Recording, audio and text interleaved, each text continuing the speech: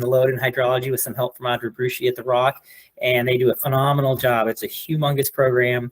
They're both, he came to Central Region 2020 and 2021 in those years, and they do a phenomenal job managing the hydro program for all of us and all of you here in Central Region. So Jess and Maren, thanks so much for joining us today to give us an update on flood inundation mapping.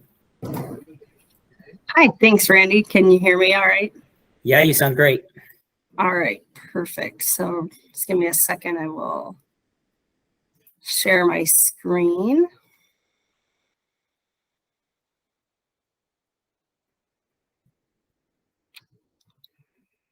All right. So as Randy said, I'm Jessica Brooks, and I'll be providing the presentation today for Maren and myself. So today I'm just going to give you all an update on kind of where we are with the rollout of flood inundation mapping in Central Region. So I did talk about FIM, flood inundation mapping, or FIM, as abbreviated, and we'll use that term often here in this presentation, and then throughout the coming years you'll hear it a lot too. But anyway, I talked about it last spring a little bit. But we've moved forward a little bit since then. So some of the things I'm going to talk about today may be a little review if you did listen last spring. But this is new, so a little bit of review figured is not a bad thing. So we'll move on here. So what is flood inundation mapping? Essentially, it's a map that shows the spatial extent, sometimes the depth of flooding at a specific water level, or a specific flow along a section of a stream. So this image here is an example of a flood inundation map. So why are we going the direction of flood inundation mapping? Really, FIM gives us the ability to visualize areas that may be inundated by floodwaters. Hydrographs can tell us what the river height and flow are expected, but visualizing what that actually looks like is difficult. So FIM is really a visual enhancement that increases our capability to message the potential flooding hazard to our partners. So really our goal is to improve the way we communicate flooding by putting water on a map. So in this slide, you see, our hydrograph showing our observations at a river gauge site and then the forecast. Well, what does that mean? So what FIM will do, it puts the water on the map. It shows where is water expected to be when the river reaches a particular level. So it really just changes the way we can communicate flooding and impacts to our partners. So it can allow our partners to visualize the forecasts, visualize what potential hazards they might be, and that can improve their ability to target areas that they need to provide services. And it can also increase their confidence on how they need to fight a flood.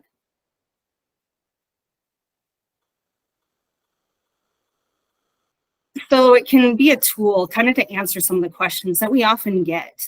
So here's just some examples of questions we typically will get prior to an event, during an event, post-event. Where is it going to flood? How bad is it going to be? How much worse is it going to get? What areas are going to flood? Are these buildings going to flood? And then, what areas should we focus on? What areas were impacted? Those questions are not answered by looking at the hydrographs or the forecasts themselves. So FIM can be that tool to provide additional context and information to help our partners answer these questions. So how are we going to do this? That's the next big question. So here's a simple timeline of how we're going to roll out FIM implementation across the country here in the coming years. So in fiscal year 23, FIM was implemented across 10% of the US population. We are now at the beginning of fiscal year 24. By the end of this year, 30% of the US population will have FIM available. By the end of fiscal year 25, that'll move on to 60% of the population will have FIM implemented. And then by the end of fiscal year 26, nearly 100% of the US population will have FIM available to them. So So to help you visualize what that looks like, the first FIM 10%, or the first FIM 10% of the population to have FIM services, or you may hear the term FIM 10, was implemented on the 26th of September, 2023, so a little over a month ago. So services are now available to the public for these areas that you see on the map. So a portion of Eastern Region and a portion of Southern Region. So we've been kind of following along with their group as they've been going through their implementation process over the last year. For you all, if you ever see flooding going on in any of these areas, you can view the flood inundation maps through the Weather Service GIS viewer. I will note that we're also in the process of rolling out a new hydro webpage, the National Water Prediction Service webpage. This will be replacing AHAPS. The plan for that is spring of 2024. So once that happens, the FIM services will be available on the NWPS webpage. So then we'll go on to the 30%. So that's where we are now. We're working on implementing FIM for the first 30% of the population of the United States. So you'll also hear the term, again, FIM 30 thrown out there here and there. So this is where Central Region got pulled into the FIM implementation.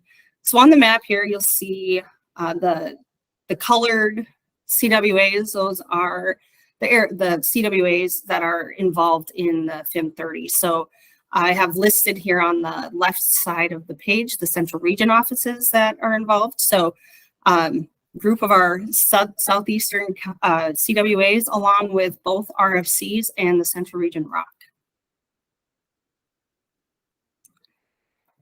Then when we move to the 60%, so it will be FIM 60 by the end of fiscal year 25. So our next tier, that's getting moved over, to the west, a little north and west. So we're just expanding the area that's going to have FIM available. So getting up into the upper Mississippi Valley, out over into the plains. So those of you in that area, you'll start hearing more about implementation kind of the end of this current fiscal year. You probably start thinking about training maybe, late next spring into the summer. And then the FIM, the nearly 100% of the country having FIM implemented, that includes the rest of Central Region. So everyone else who has not been included in the FIM rollout by the end of fiscal year 25, you'll be included in that last year by the end of fiscal year 26. So, and the reason we have nearly 100%, there's a portion of Alaska that the water model is not completely through yet. So that's the term for nearly. So there's the rest of the CONUS will have FIM by the end of fiscal year 26. So moving on then, so what's happening now in the FIM 30 offices? So each office has identified 2 subject matter experts who are working through training. These people will attend an in-person workshop at the National Water Center the 14th through the 16th of November, so in a couple weeks. So following when they get back from that workshop, all operational staff in those offices will have training that they'll need to complete. The SMEs will be a big part of getting your office staff trained. And then the offices will start to provide outreach and training to partners. So again, your SMEs will be leading those efforts, but really it's an office-wide project to really get your partners trained up on what FIM is and how to use it. Then the FIM 30 areas will have FIM become publicly available. And again, that should be through the National Water Prediction Service website by the end of September of next year. So I have these slides will be shared, and I have the FIM website or Google Sites page linked on this page. So you all feel free to go check it out and see what's there. And the training is all listed on there, which I'm also showing here on this slide. So you'll see there's kind of 2 levels of training that will be required in all offices as FIM is rolled out. So the first column, the longer column, is going to be for your subject matter experts. They do have a little bit more training because they're going to be expected to, be your experts and know a little more about FIM. For the rest of your operational staff, they'll have to complete the training that's in that right side column. So to quickly go over some of the types of FIM, FIM is not a new service. Inundation maps have been developed by our partners for many years. Many of them, we at the Weather Service have worked directly with them, with our partners, to develop them and publish them on our AHAPS pages. However, now that we have the National Water Model, we're able to create our own flavor of inundation maps. So, and I do want to also point out that while we're using the National Water Model to develop FIM, interagency work is still continuing to develop very detailed flood inundation mapping that's really well done and really accurate. So those efforts are not stopping. They continue as we move forward. But want to point out that we want everyone to be aware that there are different flavors of FIM. Different methods of creating them. They all have different capabilities and uses. So again, they're not all created equal. So part of using the FIM and part of what we will be trained on is knowing what methods were used to develop them and what their strengths and weaknesses may be. So to kind of talk about this a little bit, at the top of this inverted triangle, you see like there's types of FIM that are widely available, but the output is probably more approximate and the confidence is lower. As you go down in the triangle, there's different versions of FIM and it becomes more limited in availability, but the confidence in the FIM itself is much higher. So as the FIM's rolled out in your area, you'll learn about all the different types of FIM and where they all fit in this triangle regarding to the availability and confidence and how knowing that can help you use the FIM in your messaging. So here's a comparison of what the National Weather Service is providing publicly. And this is what's currently available to the public. So first we have the National Water Model latest analysis. So this is really observation-based and it's using MRMS rainfall data that goes into the National Water Model. It can really be used as a snapshot of the most recent modeled flooding.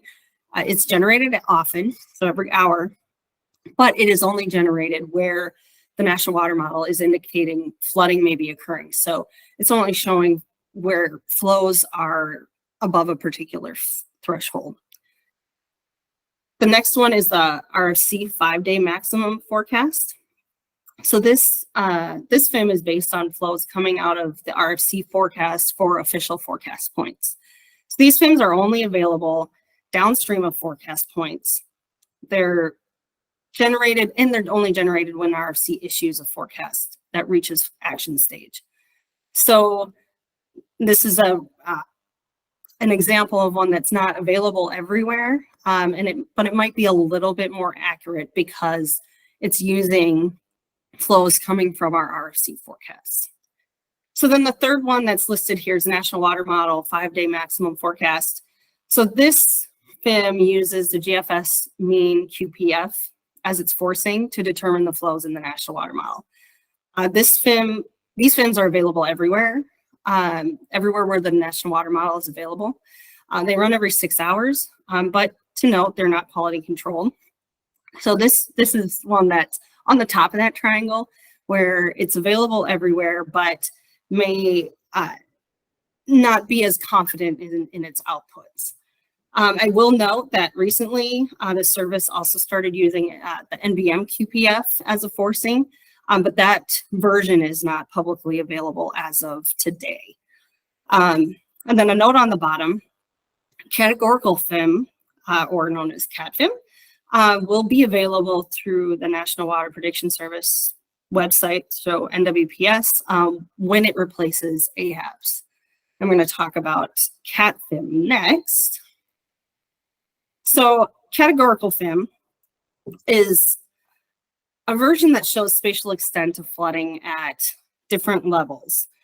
So action, minor, moderate, major flood stages. So this is kind of based on current river forecast points.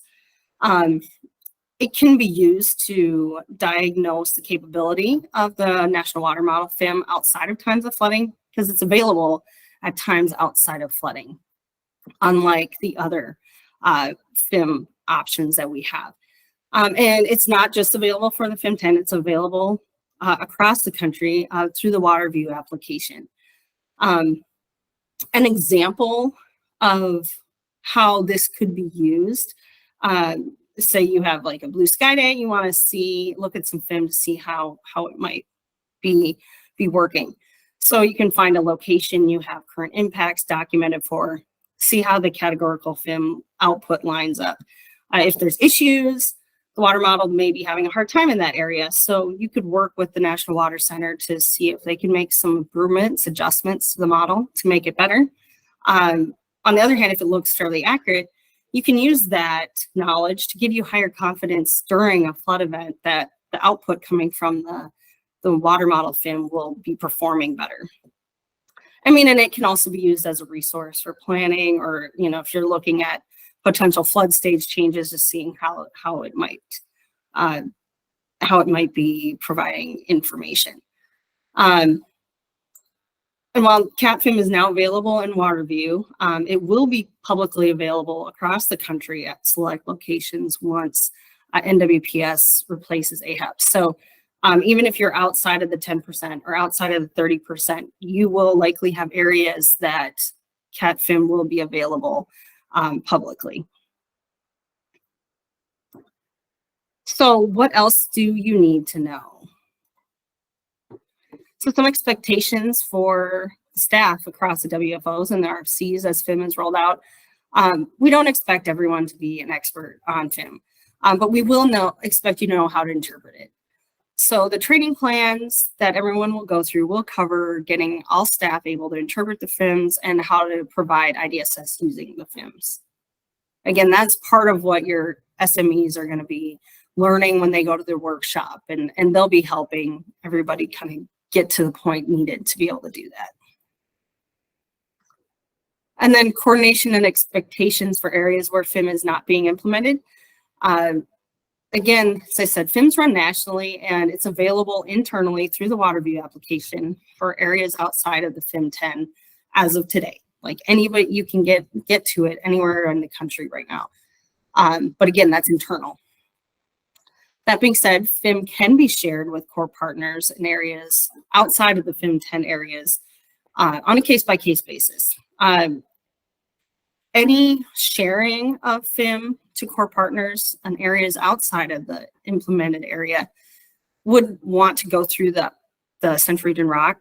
They will lead any coordination with the Water Center through the Water Prediction Operations Division and the impacted WFOs, RFCs, and what can be shared with core partners.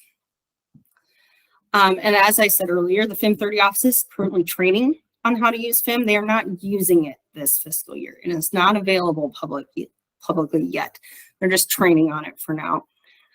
And then we just want to reiterate that you all are, we're encouraging you to work through the ROC and lean on WPOD for any reach back to provide IDSS to core partners.